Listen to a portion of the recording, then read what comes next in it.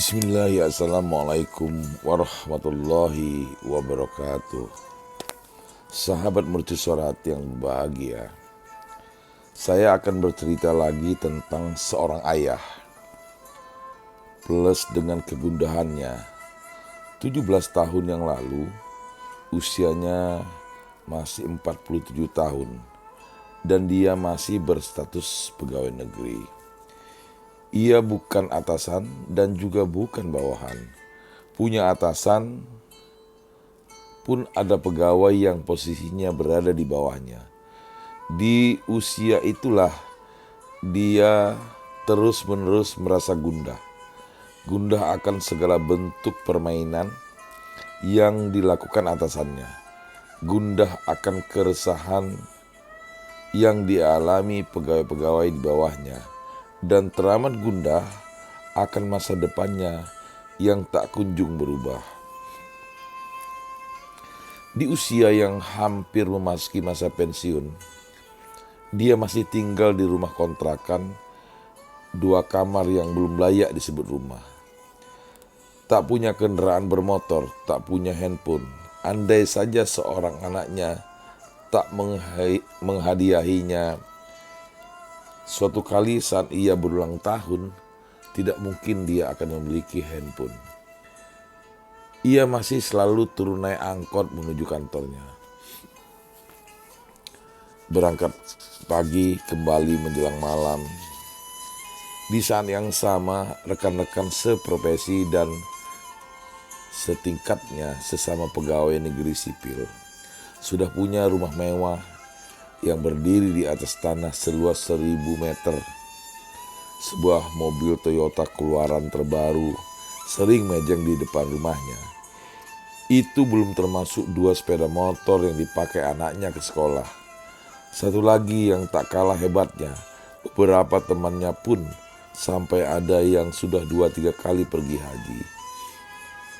Mungkin dia habis dapat warisan, baik sangkanya kepada teman-temannya yang berkali-kali naik haji. Seorang kenalannya yang ia sebut-sebut tingkatan kepegawaiannya satu level di bawahnya, bahkan sudah bertahun-tahun memiliki rumah besar, lengkap dengan perabot mewah dan kendaraan bermotor. Melihat kesuksesan teman-temannya, ia semakin gundah. Usianya bertambah 1 tahun. Bertambah pula kegundahannya. Akankah ia mewarisi kemiskinan kepada anak-anaknya kelak? Sahabat mercusuar hati yang berbahagia, bukan tak ada kesempatan baginya untuk meraih kesuksesan layaknya teman-teman seprofesinya. Bukan tak mungkin, bahkan ia pun bisa memiliki rumah lebih mewah dan kendaraan lebih mahal dari teman-temannya. Kesempatan itu terus terjadi di depan matanya, ujarnya. Setiap waktu ia harus berhadapan dengan perintah atasannya untuk memarkup anggaran. Setiap saat itulah ia terus merasa gundah. Karena sang bos pun berujar enteng, ambil sebagian buat kamu. Dan godaan itu tak 1-2 kali terjadi. Ia bersikeras untuk tidak melakukan perintah atasannya. Tapi ia juga tak tega melihat jeritan anak buahnya yang berharap ia mau menuruti perintah sang bos. Maklum, kalau anggaran di markup semua dapat jatah bahkan sampai di bawah. Usia terus bertambah, memasuki angka 50. Gundahnya semakin menjadi. Seorang pegawai negeri, bukan atasan juga bukan bawahan, masih tinggal di rumah kontrakan selama bertahun-tahun. Tak terbeli kendaraan meski sekedar roda 2. Saya sering mendapatinya mengenakan pakaian yang itu saja selama beberapa hari. Kadang ia terlambat ke kantor menunggu tangan lihai sang istri menjahit celana panjangnya yang sedikit koyak. Pernah juga saya dengar ia meminta sang istri meminjam sejumlah uang ke tetangga agar bisa berangkat ke kantor. Pantang baginya untuk terlambat apalagi absen dengan alasan yang tidak jelas.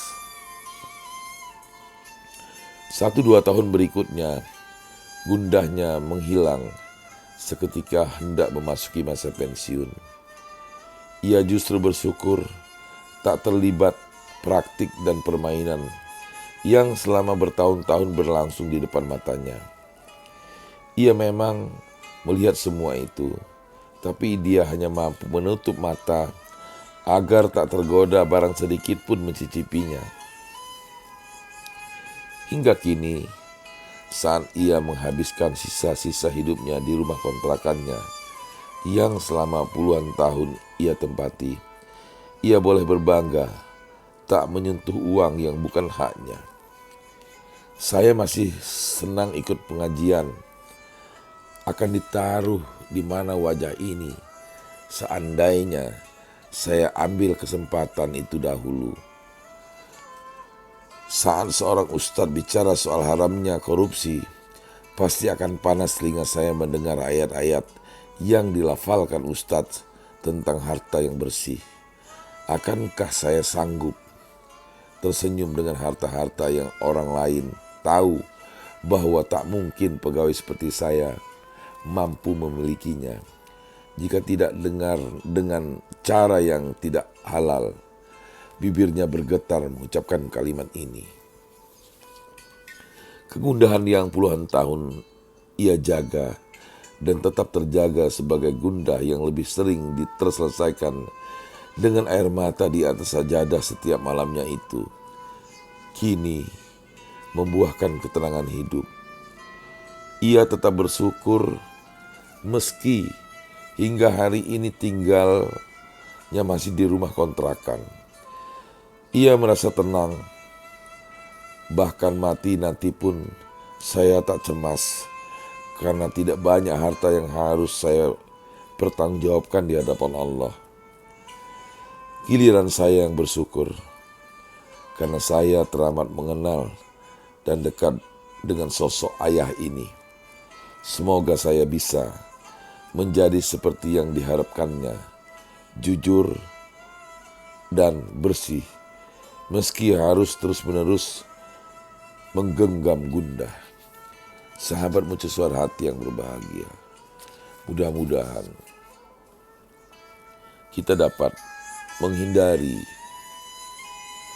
hal-hal buruk ataupun sumber-sumber pendapatan yang tidak sesuai dengan ajaran agama kita, sehingga kita selalu dapat menikmati halalnya rezeki yang kita terima walaupun sedikit.